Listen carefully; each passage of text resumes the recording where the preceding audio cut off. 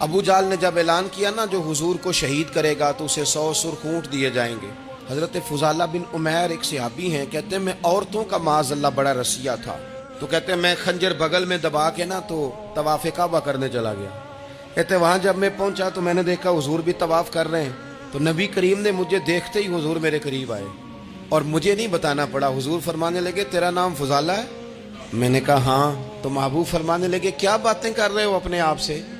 کہتے میں دل میں سوچ رہا تھا کہ طواف کرتے میرے قریب سے گزریں گے تو خنجر مار دوں گا. کیا باتیں کر رہے تھے؟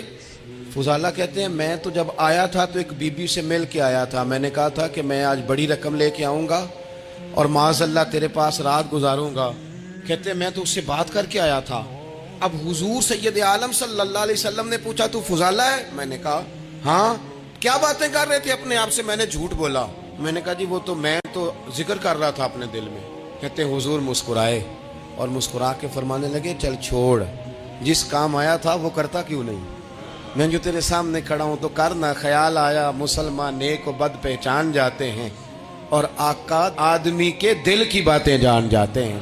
کرنا وہ کام. تو فضالہ کہتے ہیں کہ میں کانپ گیا، میرے ہاتھ سے وہ خنجر گر گیا. حضور نے میرے سینے پہ ہاتھ پھیرا، اس طرح پھیرا کہ زندگی میں اتنا سکون کبھی نہیں ملا.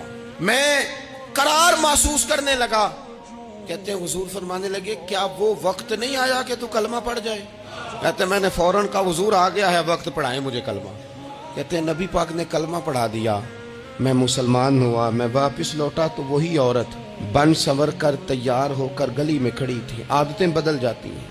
شرط یہ ہے کہ ہم تھوڑی سی کوشش کریں.